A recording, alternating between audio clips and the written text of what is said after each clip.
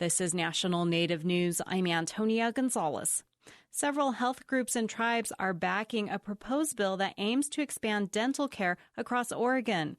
KLCC's Brian Bull reports. Senate Bill 1549 would authorize the permanent licensing of dental therapists. This would boost the number of specialists in areas short on dental professionals, namely rural and reservation communities.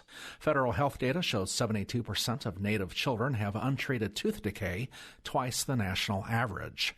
Kelly Little, Health and Human Services Director for the Coquille Indian Tribe, says this has short-term and long-term consequences. Chronic infection in the mouth, which leads to chronic inflammation in the body, which increases one's risk for cardiovascular disease, heart attack, stroke.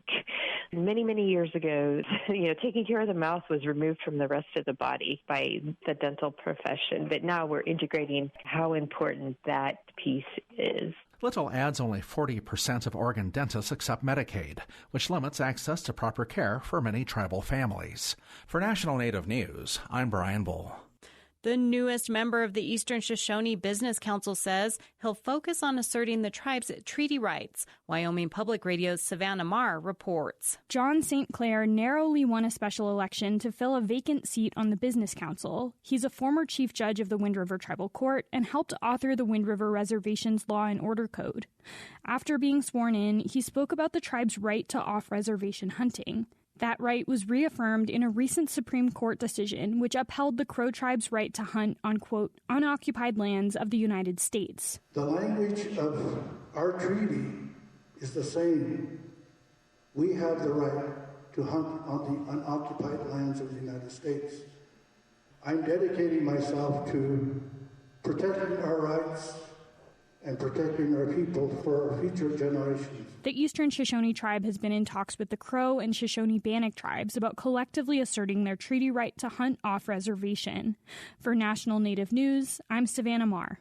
A group of tribal leaders attended Oklahoma Governor Kevin Stitt's state address Monday before the legislature. He spoke about healthcare jobs and mentioned tribal gaming. The governor and a number of tribes are in a dispute over gaming compacts, which 4 tribes have asked a federal court to side with them on. The governor says compacts expired this year and is seeking increased fees, while tribes say compacts renewed and continue to operate gaming as normal.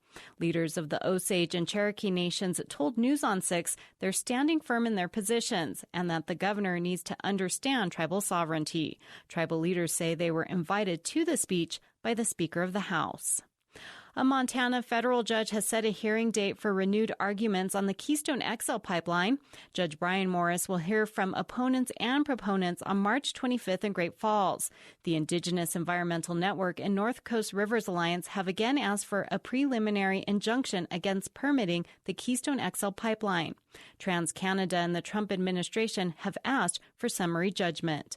Morris will hear arguments on those requests, as well as arguments from the Rosebud Sioux Tribe and Fort Belknap Indian community in a separate lawsuit against the same defendants. Minnesota regulators have cleared hurdles for Enbridge Energy's Line 3 oil pipeline. The Duluth News-Tribune reports the Public Utilities Commission Monday approved a revised court-ordered environmental review and approved the Certificate of Need and route permit. The proposed project replaces an old pipeline. Native people and environmental groups are among opponents concerned about threats to water and the environment. I'm Antonia Gonzalez.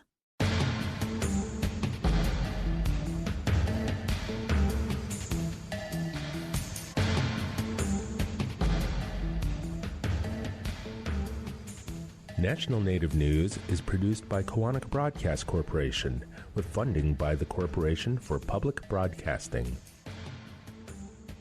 Like the circle of life, there is an opportunity that comes around every 10 years, a chance to participate and let our voice be heard. It lets others know who we are and where we are.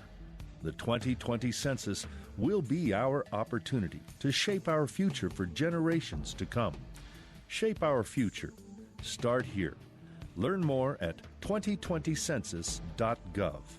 Paid for by the U.S. Census Bureau.